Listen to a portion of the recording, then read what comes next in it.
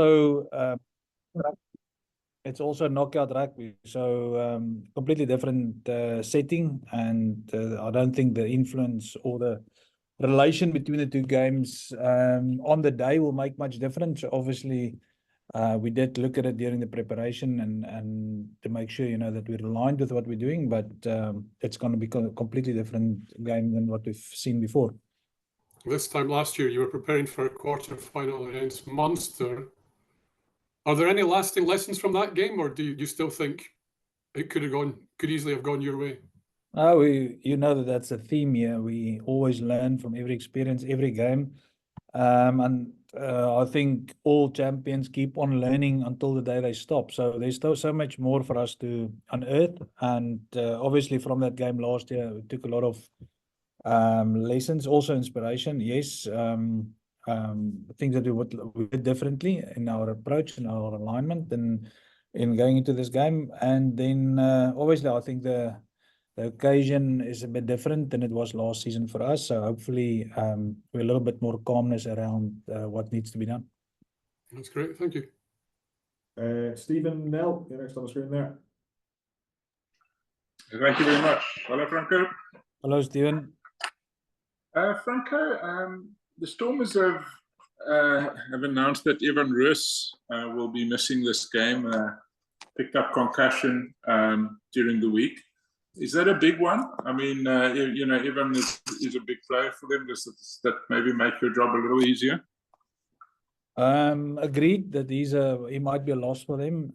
I do feel and we all know that he's a very good player. The try he scored against Lions out of nowhere obviously turned the dial for them in that game. He's an inspiration in the way they set up their mauls, in the way that he symbolizes basically what the Stormer stands for. That X factor and that ability to change opportunity into any or a small opportunity into something on the scoreboard. Yes, but we know Willie as well. He's a big ball carrier. He's played against us in November here. Very good idea of what he's going to bring to the game. So yes, I think John will be the first guy to admit that they've contracted well. They've got a squad depth that's second to none. So again, they might miss him, but it wouldn't change the challenge that we've got. I think it's not this past game, but the one before. You guys found quite a bit of success in terms of getting around the Stormers. They've obviously got that rush defense, which I suppose gives you a bit of an opportunity. Are you confident that you guys can get around the Stormers again in terms of on an attacking perspective? Oh, look, we've got a strategy this week, and if it's going to be around them or through them or to attack the space behind them, all of those components came into play. We know that they've toned down on their line speed. They're not as hot as they were 2 years ago, and then even from November, slightly different. So a little bit more experienced also in the way that they're defending. So we'll have to look to more than one way to breach them. And but obviously we have had success previously in the way they defended. But Norman is a clever guy, and I think they would have adapted some things to also make sure that they don't get caught out. And just you as a guy that did a really good career as an inside back for South Africa, what are your thoughts on Sasha Feinberg and Ngomazulu? Have you guys studied him, or is he a guy that there's not really enough footage of yet to kind of have a grip on? Stephen, I've followed Sasha. Obviously, he's the same bracket as my son that played for South Africa under 20. So I've seen him as a schoolboy then, and as he made his way through the under 20s in 2022, and then obviously last year, this is the period that he's had with South Africa, and then as he's been performing for Stormers. So we've got a very good idea what he brings. He's played at the inside centre against us in November as well. So we know that he's a good player, excellent X factor, and got the all-round skill set. Something that obviously the Stormers are pretty full of in the back line. So he adds good value to them. So obviously he will challenge us defensively, and we expect him to be on top of his game. Just even if he's moved from the fullback last week. Thank you, Franco. It's a pleasure. Guys, just gonna a few hands up here, so I'm gonna go turnabout Scotland and South Africa. So we'll go Mark and then Nathan. Hi, Franco. How are you doing? Good, thank you, Mark. Good. Hugh spoke to us earlier in the week about the importance of this team proving that they can handle the pressure of a knockout occasion. Has that been a message from you this week? And if so, what does that look like in finals for you? Yeah, I'm uncomfortable with the word proving because I think that puts more pressure, unnecessary pressure on us, and we've spoken about that. We don't have to prove anything. I think in maybe it's an opportunity, or rather see it as, for us to show that we can make that next step. We have a hard edge and we can develop into becoming big game winners, you know. And I think the more, and a lot is said in the years about the Scotland teams just not getting you know, the big games done. So we're not going to shy away from the fact that it was the elephant in the room. We spoke about it. We've got a strategy and a plan, and I hope sincerely that from an emotional intelligence perspective, we are clever enough this week to, you know, not get dragged into things that we can't control and concentrate on our ability to do rather than to want, you know. And that's basically was the message this week, to concentrate on how we can achieve this through action and rather than through wishing. Stormers, this is their first away playoff in the URC since they joined.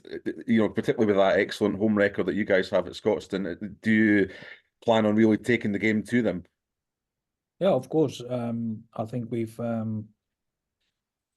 going to be us as much as we can. Obviously, in finals rugby, there's always a little bit of adaptation and the little things that needs to be done, executed much better. So we've worked already for a long period, last 2-3 weeks on you know, on execution of certain areas of the game better, and it's going to be all about concentrating what we can bring. As much as I believe the Stormers, they're going to be them. They will not change. They've had a difficult travel week, and we realize that. We've also realized, you know, they wouldn't have been able to train as much. So that I'm sure that they're going to be them, and it will be stupid from us, you know, not to go away from what our DNA is. Good man. Thanks, Franco. Nathan, you there? Thank you very much. Good day, Franco. Good day. Franco, I just got 3 questions for you. I just looking at the team announcement. You've announced the all international starting pack. Is it the plan to stop the Stormers at source? Because I mean, the Stormers have the most scrum penalties with 49 in the competition.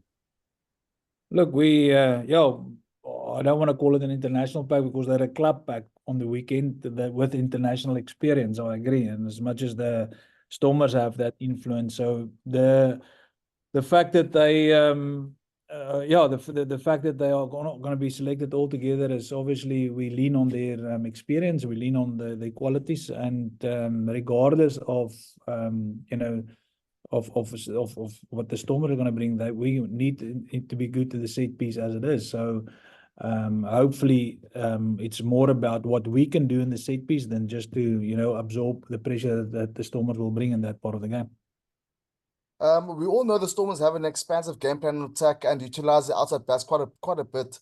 Nigel, the assistant coach of Glasgow in the week, spoke about negating Manu on attack. You have been mum about how you are approaching this game, but can you just speak about how are you planning to negate Manu on attack and just negating the Stormers' attack? Look, the first thing is, if you're going to focus just on Manu, you'll get it wrong. You know, there's Warwick back there, and Dan's playing good rugby. We just spoke about Sasha. I think Ben Loader is bringing a lot to the game. Yankees is sharp around the fringes. Paul de Wet sitting in the wind. You know, there's a lot of threat all around the park. I'm not gonna. It might have been perceived and interpreted by the media that Manu is the only one that we're looking at. That's absolutely not true. But they've posed a threat all across the board. We all know that they can create something from nothing. They can score out of nothing, like we've seen against in the Dragons game a couple of weeks ago out here, when it was still tight with 20 minutes to go, and then out of nothing scored ridiculous offload tries, which will probably make the highlights reel of the URC this season often. So they've got enough attack qualities and attack ability for us to be not just focusing on Mane. And I think, yeah, that is basically the train of thought. Yes, he's an important cog in the wheel, but it was not necessarily the only focus. Then finally, Franco, the URC named an all-Irish team of officials led by Chris Bisbee. I mean, what are your thoughts on the appointments? Yeah, well, they've been the appointments of the whole season have been made by the URC match official manager. So we just go with the flow. Cool. Thank you. We go Graham McPherson and then Grant, if you're there. Hello, Franco. Just wondering, how significant is it for you having Kyle Steyn back, not just for his play, but just the leadership and having your captain on the field? Yeah, important ingredient. I think it was important for him also to reset last week, despite the fact that he's had a bit of an infection. I think his body was crying out for a bit of a break, you know. Yeah, and he's embraced the responsibility again this week, and yeah, good to have him back. And apart from Stafford, would you say this is you as close to full strength as possible? Yeah, I think there's no second choice here at the Glasgow Warriors. The players decide themselves if they second choice. That I always go out with that. That is our philosophy here. So, yes, this is a strong team, and it's not what they've done, is what they can do that we're interested in. So hopefully they get the opportunity this weekend to you know, to express themselves to the best and represent this whole squad in the best way they can. Cheers, Franco. Grant. Thanks, Craig. Goeiemiddag, Franco. Hoe gaan het daar zo? Baie goed, dankie met jou, Grant. Ja, baie goed. Franco, the last time we chatted, you guys were top of the log. How would you assess your tour to South Africa and how it will change in the Northern Hemisphere now playing them there? And if you go deep into the playoffs, will your wife come over and support? Yeah, first of all, yeah, look, no disappointments in the travel to South Africa. I think the result against the Lions looks lopsided, but it's absolutely not. Two moments in the game, two critical moments where the referee's decision went against us from where the ball was played from an offside position, could have just as well gone our way when it was 14-7 or 14-8 and then again on 15-14. So big moments that unfortunately went against us, which led to liberty from the Lions' side to you know, to take chances and score another intercept try, and we chased the game. So I'm not taking too many negatives away from it. I thought our second half performance against the Bulls was sufficient once the guys believed that we will not run out of oxygen towards the end of the game. So some lessons learned and that we will take on board, but absolutely nothing that you know, that we didn't plan for or didn't expect. We always knew it was going to be two tough games away from home, and that would not have and should not have any effect on this weekend's game in any way. And we had fortunately the game against the Zebra to, you know, to reset a little bit back home and get all the new and old things back together. So yeah, I thought the building up into this game was what was needed. We couldn't stay on top of the table the whole time and think that will win us the competition. I think it made us look at what needs to be done even better. So that's the benefit of the last three games that we've played. Yeah, fortunately my wife made it out this week, so she'll be here, and it will be good to have some family support, near family support. Yeah, for sure. And just the adaptation for the Stormers now that you've got the home ground advantage, I'm sure that'll be crucial. Looks like dry conditions predicted, albeit a little bit cold. Yeah, look, I think I can't believe that they call this summer in Scotland, but it is the weather has been colder than predicted. A bit of wind around, but at least the ball's dry, so it's familiar. It's a familiar place for us, obviously, and that does our life. I think that counts in our favor. Baie dankie, Franco. Al die beste, hè? Baie dankie. Lekker middag. We'll go Graham, Dean, and then Jan. You there? Hi, Franco. Just going back to what you were saying about the ability to handle the kind of staying calm in the big moments. I mean, other than speaking to the players, how do you get that message across? How do they learn that? Does it just come with experience? Yeah, that's why it's called experience, I suppose. We have a eye care environment here, and then that is extra pressure. Unfortunately, the guys want to not, let people down and disappoint. So obviously, from that perspective, it's a very extremely good ingredient to have in your environment, but it can also hinder performance if the guys are concerned of not disappointing or not being disappointed. So there was a lot of work going into this mindset this week. Yeah, speaking to the players is one thing, but we also concentrated on practical things, on how we're gonna, act on our beliefs rather than just wishing for a result. And I hope to see that through action tomorrow. It was all about channeling the energy in the right direction, and to not get carried away with the outcome, but more concentrating on the process, like we've been talking the whole season. So nothing has changed from what we said from the first day. We actually started with a plan to have them more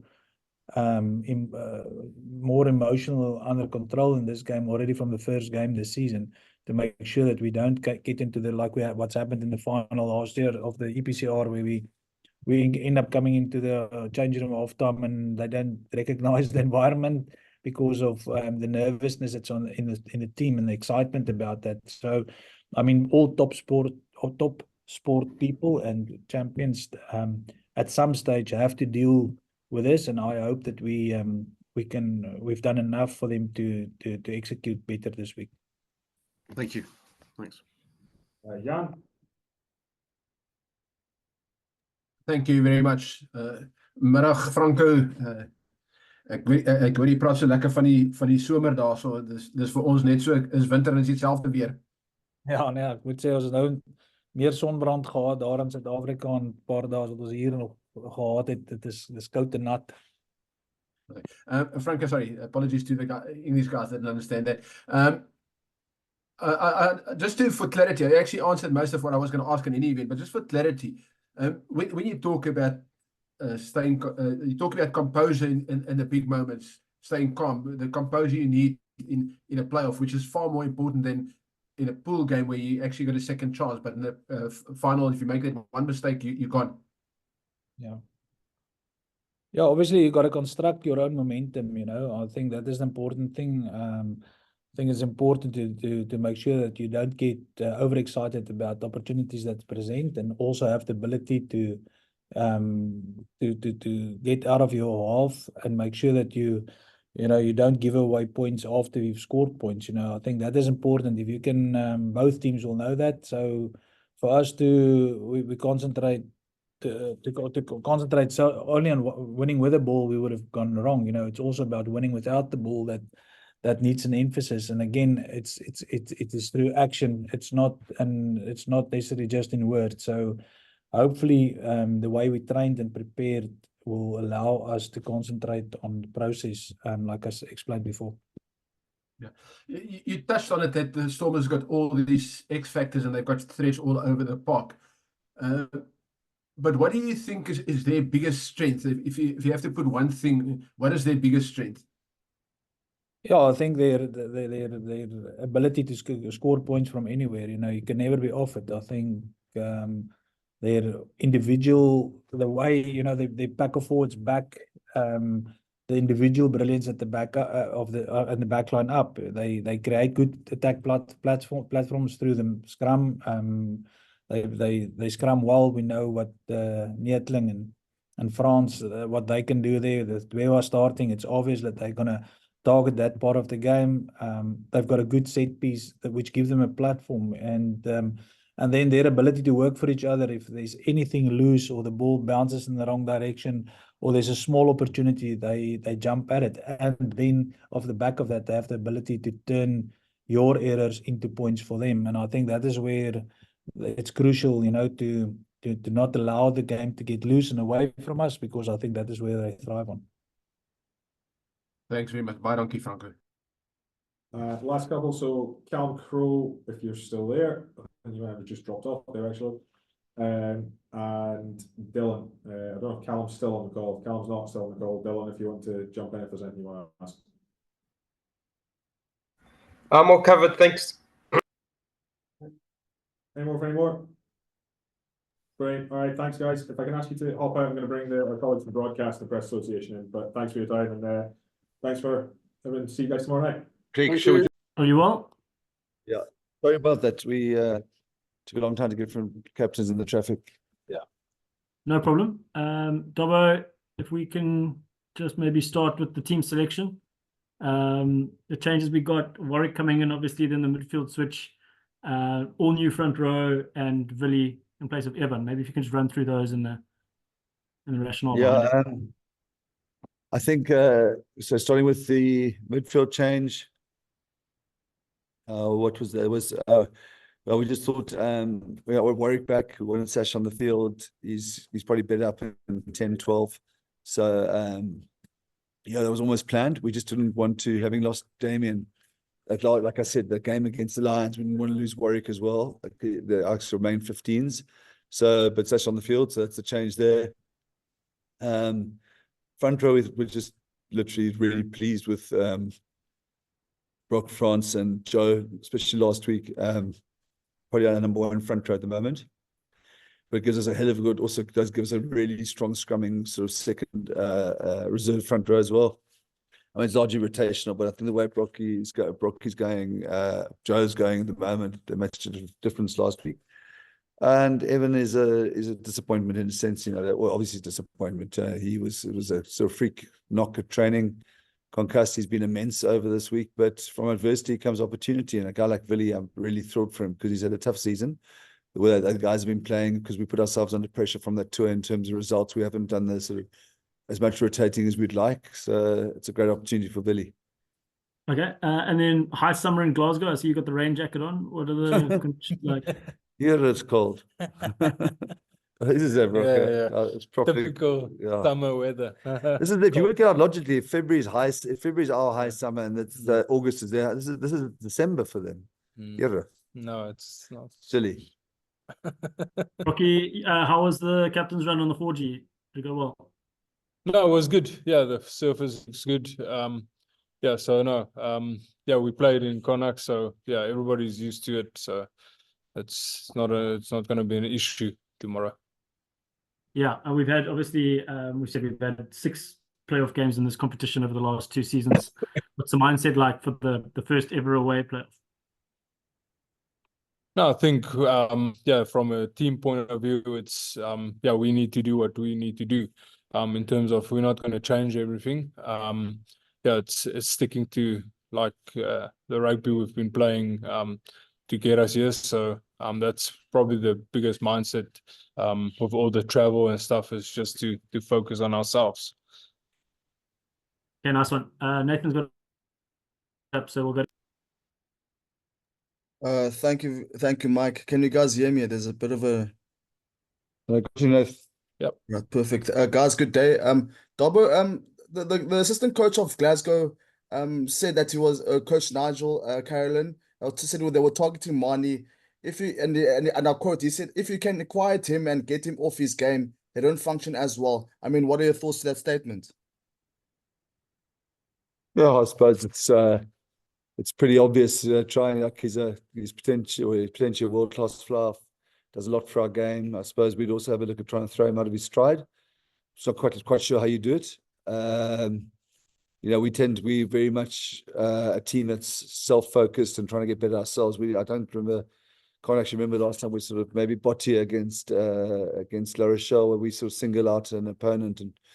And no, so it's not. Yeah, so look, I mean, I presume the only way how do you throw him off his game? Try and make him tackle. I promise you that they'll be unpleasantly surprised. Marnie's defense is really good. I'm not sure how you always create that situation. And yeah, I mean, the one thing I'll give Marnie Lubbock for, and I think we've all seen it over the years, he doesn't get rattled. You know, he can miss 1 or 2 kicks, then he kicks one from the corner to win us a semi-final or whatever the story is. Marnie's not it's one of his great strengths as a player. So yeah, look, I mean, I understand the tactic. As long as it's legal, I'm sure it will be. Yeah, let's see how it goes. Dobbo, there's this underdogs. Oh, sorry, Mike. Crack on, Nathan. Sorry, I thought you were done. Oh, sorry. I've got a couple of questions, Mike. Dobby, you do have that underdogs tag. In a way, is it? Do you feel there's less pressure on you guys, or you guys comfortable with that with the underdogs tag? I thought the URC and Rita just sent me the URC win predictor or something, and Glasgow 78 and we 22, which we certainly don't feel. I mean, I suppose we're underdogs because teams tend to win their playoffs at home. But we don't feel like 78-20. We don't feel like Glasgow have 4 times the chance of winning than we have. So, but we're comfortable. I think we're in a really good space. I don't think we're paying any attention to that. It's an important part for our growth to play an away quarter. We'll be better off for this, whatever happens tomorrow, but we'll be desperately disappointed if we finish our journey tomorrow. Make no mistake. And I just feel like despite all the disruptions of the week, despite, I think, Dion and Damien both played in World Cup finals. Evan Rose has probably been outstanding for a while now. I could carry on Zassi or Sibela or Ruan. Doesn't matter. There's a really confident, excited feeling in this camp. Brocky, you guys got a tournament high of 49 scrum penalties. On a forwards point of view, what are you expecting from Glasgow this weekend? Yeah, obviously the old saying is the game will be won up front. So it will be. Glasgow's got a strong scrum.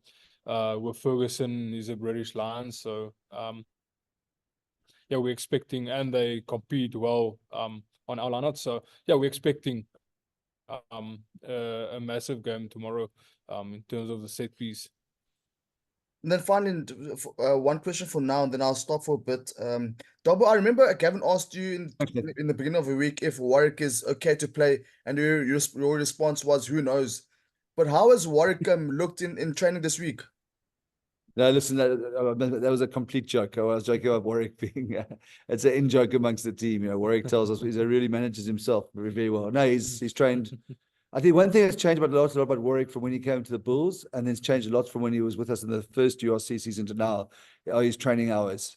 So, he was a guy when his knees started flaring up, understanding he got down to just, maybe one session a week in captains. Now he's on the field all the time, and he's all the time this week. So, he's fine. Cool, Nathan. Thanks. We look forward to round 2. Next is Jan. Thanks, Michael. Thanks, John. Thanks, Brooke.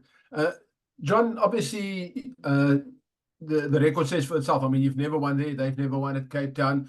Do you expect anything different from them tomorrow, or what can you expect from them? I don't think they're going to change a winning formula. I mean, they've got on top of us in both those 2 games in Glasgow. We know that they'll try. We planned around them. Trying to beat our sort of line speed. Whether that's by little things over the top. We made a few plans around that. Or trying to get around us. So that's been a big thing. They're a really good attacking team, play a very attractive brand of rugby. Franco's always done that. So we're aware of the attacking threats. Another element which was certainly pertinent to the game we played there in November is if we give away penalties and we casual in our maul defense, they can do a lot of damage. So probably key areas those are the 2 areas that we're aware of. There's sort of attacking threat. I mean, it's a absolutely Scotland-laden team. Scotland-laden, the best centres in Scotland. The 2, what's it called, Hugh Piloto, whatever they call that combination. So massive attacking threat, and even a threat when it comes to line up to maul as well. And international props across the board. So big threat. Brock, you in your 6-7 years in Wales, I mean, you obviously played a lot of games against the Glasgow. Where would you rate this team in terms of Glasgow teams you faced? Yeah, no, I think they're up there, especially with Franco coming in and playing this expansive game and bringing their set piece into play. They were all traditionally always a good mauling and scrumming side, so but not at much attack. So with Franco coming in and just improving the attack, so it's probably one of the best Glasgow teams we'll face. Thanks very much, guys. Thanks, Jan. Thanks, Jan. Next is Stephen. Thanks very much. Dara, you mentioned Upoilotu now, or however I pronounce it. Do you think it's great for a guy like Sasha to come into a game like this and have that kind of class of opponent across him for him as a young player? Yes, Stephen. It's probably the next step in Sasha's growth is to get him on the field, keep him on the field, and keep challenging him. He's had a couple of false starts with the injuries, so this will be a high level, a very, very high level for him tomorrow. So it's a nice step in his growth. Luckily, he's with his firm friend and mentor and bosom buddy and Dan Duplessis. Those two are very close, and I think it'll be a very good experience for Sasha because of that. Is that centre pairing? Is that the biggest threat that you see in the Glasgow team? Look, Tuipulotu gives a lot of go forward. He's perhaps a more, I must phrase that, but he's got some nice soft skills as well. We had a similar thing in Connacht a while ago where Bandiaki gives a lot of tight go forward. We know Hugh well, but I think centre pairing on attack because both. I say Tuipulotu's got soft skills. Hugh can really pass, something he probably learned a lot with us, with Darby and them. But he's a great passer. So that is a threat. Carl Steyn, all good. It's like I said in the answer to Jan, they're expensive style, which is brilliant, and some really good tricks up front. Those are threats. And Hughes won a few. I think the one Currie Cup that he won with you was man of the match. So I mean, it's pretty. it's actually if you look at a guy like him, I mean, he's real X factor, isn't he? You. Yeah. On and off the field. No, he's great. No, we've got a fantastic relationship with Jonesy. But it's nice that since he's come here to Scotland and how well he's done for Scott. It's great to see. A guy came over on a gap year, was just stooging at I can't remember which school it was, Rollenbosch or Bishops or somewhere, and playing for False Bay under 20s to be a sort of internationally acclaimed attacking centre. I think it's fantastic. He's a great bloke. We look forward to a beer with him afterwards. Obviously, Evan is a huge loss. I think that's stating the obvious. That score, that try he scored against the Lions was like outrageous. And obviously there's the breakdown issue. Obviously, Willie in his own right is a decent player, but in terms of what you're losing with Evan and the breakdown and the carries and so on, how do you see the team somehow getting that into their game in the quarter? Looking at, I could give you the sort of vanilla answer that everybody wants, that the team wants to say, it's not a big loss or whatever, but it's palpably is a big loss. The way he's playing, the way he's carrying, the work he's doing on D, his involvements are through the roof. I think that the move to 6 has been really good for him. And he's been really disciplined despite the provocation and that was one of our flashpoints here last year. Late last year on the tour when there were a couple of incidents we went down to 30. I think Evan was one of them. Look, Willie's different, very different. He has got his enormous stopping power, and that's probably why he's a hard tackler, and that's a big fact on the 4G, not to take away their momentum. Really good at cleaning breakdowns as well. So important role of the 6 is our ball that we help generate fast ball.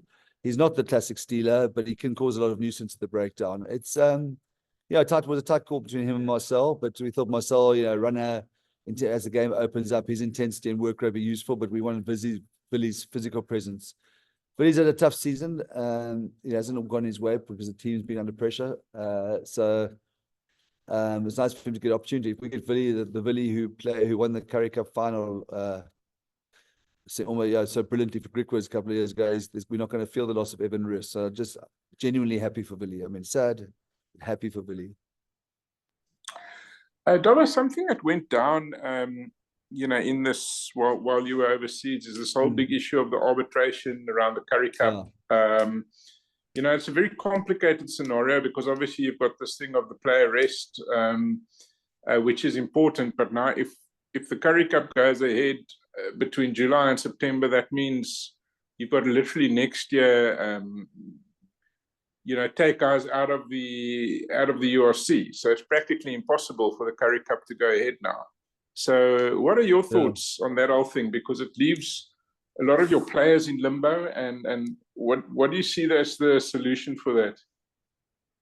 I don't know if I've got a solution. I mean, the player rest piece we completely get. Ideally we would have loved it to be individualized, completely, which is to me logical, where I make sure Brocky gets his 8 weeks, the 3+3+2, the 3 right off, the 3 sort of training and reconditioning, and the 2 weeks with the team to get ready for contact. And because then you can plan and pull out guys, and I need to give 8 weeks to Brocky here, so we won't give Quenzo his 8 at the same time. And we actually did quite a lot of proactive resting over the last while, of taking guys out of our training squad, because we thought there might be something like this. But I'm not sure, because we didn't get to the 8. We just did the 3-week block, whether they all have to be consecutive. And if they are, then we're in real trouble for the Currie Cup. I think it's really unfortunate that we're in this position. I mean, I think if you think we meant to play the Bulls on the 6th of July, I think is our opening game. And we've got no clue if that game's going ahead. We're coming to the end of a long season. If you think our player and maybe less degree coach welfare, this uncertainty is terrible. There's so many guys who want to play in the Currie Cup, like a guy like Wandi or Gary Porter or Sazi Sunday, or I'll give you a whole list, Liesel, who haven't played. They're chomping. That's their re-entry into playing for the Stormers and URC, and they're absolutely chomping. And I don't know how it goes ahead now, and I think it's an absolute tragedy. I think this could have been handled much better. I also would worry, are we acting in the interest of all the players of South Africa? Because I can't see it having anything but really devastating consequences for the so-called smaller unions, like the Cheetahs, the Griquas, the Pumas. So I'm not sure what the solution is. It's way above my pay grade, and it is very hard to work out, because you get where my players are coming from, but it's having a really tough effect, I reckon, down the line, especially if the tournament doesn't go ahead. I really would worry about what we're doing to the South African rugby ecosystem. Hopefully Sensible will see the day. We'll get through this one, and we're given a bit of grace to catch up on the 8-week resting. We are going to have to pull some guys out of the 8 weeks, because you can't have a guy resting for 8 weeks, playing Currie Cup, and then resting for 8 weeks if he's in the URC frame. So I think already the competitiveness of the tournament's under a lot of threat. If, we're going to, but hopefully, sorry, Steve, my solution will be the individualized resting and some extension for us to complete that rather than 1 July. Because if we have to start 8 weeks now on the 7th of June, then the Currie Cup's gone. And then just from I think last year, I mean, we were often complaining of the Currie Cup being watered down and so on. But at the end of the day, it was very useful for you running with the European competition, because you had this thing of everybody feeling that they're part of the squad. And then if you don't have a concurrent competition, then it almost feels maybe to some players if they're on the outside, So do you think there might be merit, when the dust has settled on all this, in the interest of your campaign as well, and for the future, for there to be for the Currie Cup to run at the same time as URC? Spot on, Steve. I was one of those barroom barristers or barrackers, or whatever you call them, who, because I'm so nostalgic about the Currie Cup, saw the complete sense in the move to June, July, August, because often there's rugby chat, all we got in the heartland of rugby months, winter months, where we all grew up watching rugby and enjoying it, is with the rugby championship. You've only got games in the afternoon, a couple of the South African home games. The rest are played in Argentina at midnight, or in New Zealand and Australia in the morning. So it's, I don't know, what's that, 3 games? So in those months, for the broadcaster, for the people who love rugby, the prestige of the Currie Cup made a lot of sense. But I've completely changed my view to what you're saying, because we don't get guys, the squad start stratifying and playing and versus non-playing. We can play as many friendlies we like against Griquas or against Stellenbosch or UCT or SV. It's not the same. It's much better for the squad depth, for rotation, because we drag a Gary Porter out of 8 weeks rest to play against Ospreys. You're setting him up to fail. He could have played a Currie Cup game the week before. So my feeling is strongly, and then you can make the June-July period your 8-week concurrent resting period. And then the whole thing ties up. So the only downside is you don't get the hot days in your holiday like we used to have when we had December, if we could go to Stillby or whatever. But that would make the most sense now, unfortunately. But I think that, sorry, it's a long answer. But I've changed my mind to thinking, for the development of South African rugby depth and the players' well-being, it's best to go back to where it was last year. Thank you very much, guys. Good luck. Thanks, Steve. Cool, thanks, Steve. We've got Gavin, then Justin, and then Nathan. Yes, Gavin. How's it? Dobbo, just as a matter of, and this intrigues me because I've spent a bit of time in Scotland. My wife's Scottish. I haven't been to Glasgow for a while, and I did watch a World Cup pool game, if I remember correctly, there in 1999. But what I know about Glasgow, it's very much a sort of a round ball city. I'm just asking you, like, how different it is to be in a place like that. I mean, if the game was being played in Cape Town, it would be like, you know, that old sports writing cliche, all roads lead to Cape Town Stadium. I'm sure it's very different in Glasgow. Does that take a little bit of the sort of pressure off? You must sort of, you're not, what I'm trying to say is you're not like in the sort of goldfish bowl you would be if you're in a hotel in South Africa, even if you're in Pretoria before a game against the Bulls. You spot on. I mean, Brocky can maybe talk a bit more about Glasgow's rugby culture, but it does, you know, we haven't said to anybody, we've been, you know, taking a couple of walks. Nobody's said good luck or knows really what's going on. I mean, I'm sure Scott's trying to be full, but it is nice to be in this position. It wouldn't be the same even in Munster, would it? Which is a massive rugby town. Yeah, it is nice. It's actually nice. We feel like we're excited in this little cocoon. I don't know, what do you feel about Glasgow? Yeah, 100%. I think rugby isn't the biggest sport here, so we literally in a little bubble. So yeah, and it suits us. Cool. Thanks. Dobbo, sorry, just whilst I'm on, sorry. I know you can't. I mean, obviously, like normally concussions are just a week or 2 weeks. How long will? I mean, do you have any idea how long? Even, I mean, assuming you play next week. Yeah, one of the issues, Gav, it happened just before we flew, and so we didn't fly him. They say with a head, we had it with Dan Doop when we flew to Connacht a couple of years ago. He flew on a knock. It makes it much worse. And then, you know, we didn't fly him. Then he was a bit symptomatic, and then it started getting late in the week. Well, the point I'm making, it's a very light concussion. I mean, could we have flown him here tonight and get him here? It just wasn't right for the group. The group needed to get ready. It's a very light concussion. I've got no doubt if we're playing next week, which hopefully we will be, he'll be in the mix. So. Okay, thanks. Last one. Yes, Justin. Thanks, Mike. How's it, Dobbo? How's Brocky? Dobbo, for you quickly, when you travel away for a string of matches in the regular round robin stage of the competition, there's one way of preparing it. This time around, it's potentially knockout rugby all the way through to a possible final and winning a final. Do you change your approach in any way when doing all of that, when preparing?